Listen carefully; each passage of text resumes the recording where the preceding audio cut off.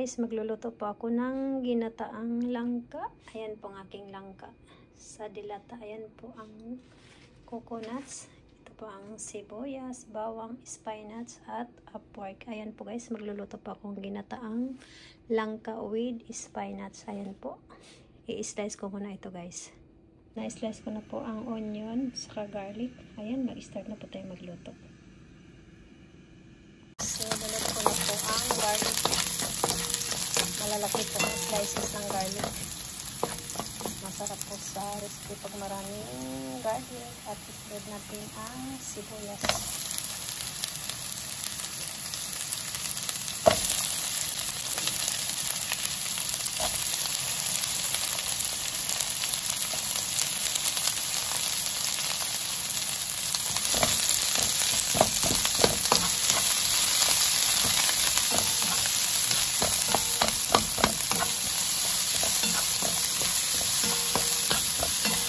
Lagyan natin ang ating pork. Ayan, konting pork dito guys. Tapos isang lata lang naman ng jackpot yung lalagyan natin. At magantay naman tayo na mag-brown yung kanyang baboy natin. Pala guys, habang naghahala ko, naglalagay na po ako ng salt sa black pepper, para mag-absorb yung lasa niya sa kanin. Konting nipos-nipos pa. Guys, nag-golden and brown na rin yung pork. So, ilagay na natin ang jackfruit na ini-slice ko rin po. Kasi malalaki yung slices niya na galing sa lata. Ayan. Napakasimpleng recipe. Kung mamiss natin ang lutong Pinoy na ginataang langka, ayan, bili lang po kayo ng langka na may mabibili naman na langka na nasa loob ng lata. Ayan, inikos-nikos natin ulit. At ilagay natin yung part ng niyog guys na nasa lata, yung tubig. Una natin ilagay dito po sa niluto nating ginataan. So guys, so ayan o. Ayan. Una natin ilagay yung part na tubig. At mamaya na yung malapot na gata. Ayan. Para magkaroon siya ng sabaw. Lambutin natin konti. Ayan.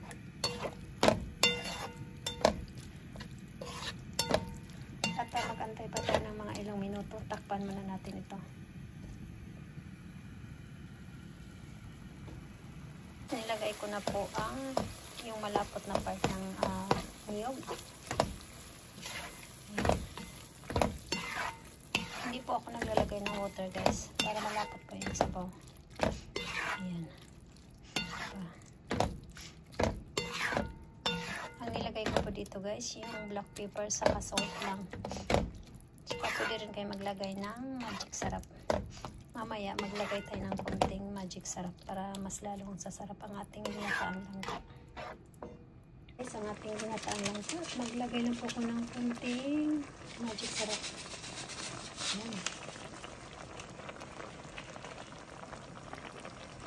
Mikas-mikas ulit. Mamaya pa ilagay yung spinach kasi madali lang yung maluto. Ayan.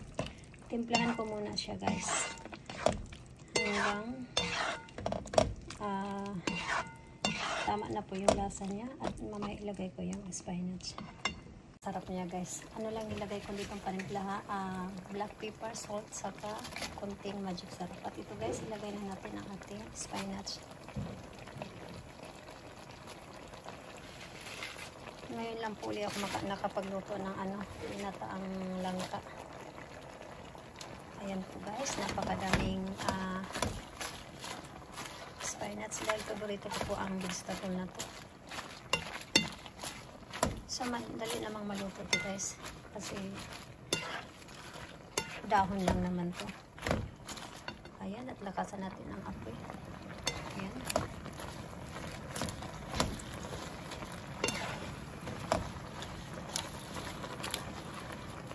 Hindi po ako naglalagay talaga ng water guys para mas lalong masarap yung ginataan natin langka. Pero pag sa Pinas kasi ano yun eh, fresh yun eh. Kailangan mag-ano muna natin, palambutin muna natin ang ating jackfruit. Saka natin dito kasi malambot na yung jackfruit. So, hindi na kailangan maglagay ng tubig kasi malambot na siya.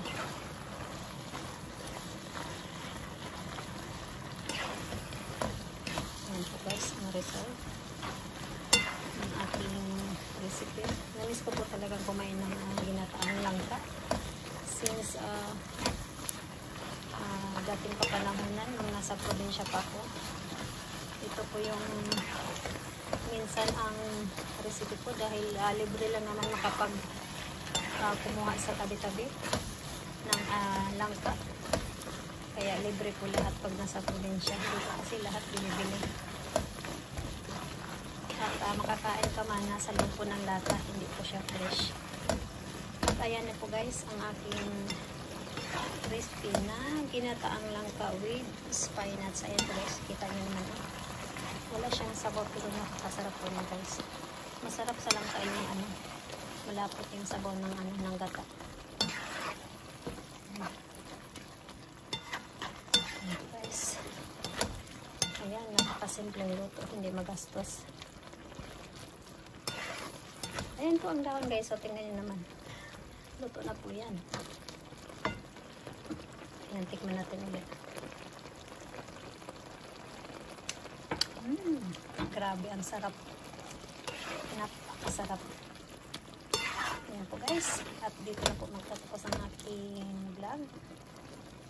Ito na po ang finish recipe ni Gigi na ginataang langka with spinach. Maraming salamat po sa panonood. Thanks for watching everyone.